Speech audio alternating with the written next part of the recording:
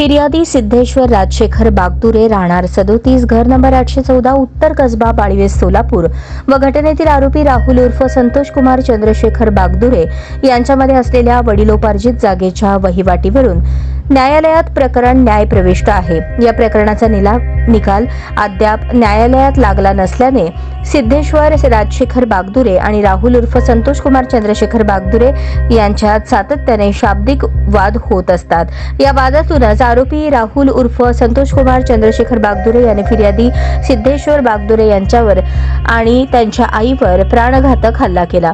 मंगळवारी फिर्यादी हे कलाविहार प्रिंटिंग प्रेस येथे असताना आरोपी संतोष कुमार हा त्या ठिकाणी आला आणि त्याने पूर्वीच्या प्रकरणावरून सिद्धेश्वर यांच्यासोबत शाब्दिक वाद घातला। यावेळी फिर्यादी सिद्धेश्वर व त्यांचे मित्र गोपाळ नंदकिशोर गायकवाड यांनी त्यांच्या ऑफिसमध्ये वाद घालू नका असे म्हणाले असता आरोपी संतोष कुमार यांनी फिर्यादी सिद्धेश्वर यांना तू बाहेर चल, तुला हिसका दाखवतो अशी धमकी दिली।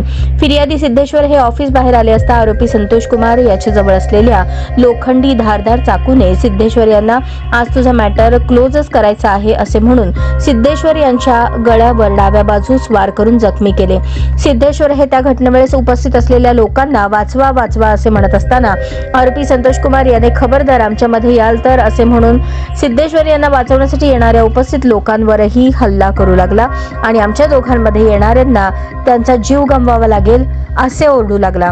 फिर्यादी सिद्धेश्वर बागदुरे हे आरोपी संतोष कुमार बागदुरे यांच्या तावडीतून कसे बसे आपला जीव मुठीत घेऊन निसटून जात असतानाच आरोपी संतोष कुमार याने त्याच्याजवळ असलेल्या चाकूने फिर्यादी सिद्धेश्वर यांच्या डाव्या छातीवर पाठीवर वार करून जबर जखमी केले।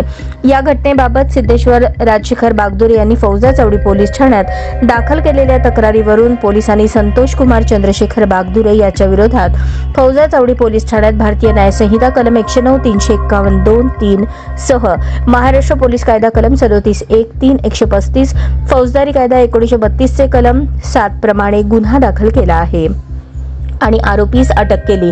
पोलिसांनी आरोपीस न्यायालयात हजर केले असता आरोपी संतोष कुमार यास 1 दिवसाची पोलीस कोठडी देण्याचे आदेश देण्यात आले। या घटनेनंतर घटनास्थळी पोलीस उपायुक्त परिमंडळ विजय कबाडे, सहाय्यक पोलीस आयुक्त विभाग 1 पोवण, फौजदार चौडी पोलीस स्टेशनचे वरिष्ठ पोलीस निरीक्षक अरविंद माने, सहाय्यक पोलीस निरीक्षक पाटील यांनी भेट दिली। घटनेचा पुढील तपास सहाय्यक पोलीस निरीक्षक खंडागळे करत आहेत।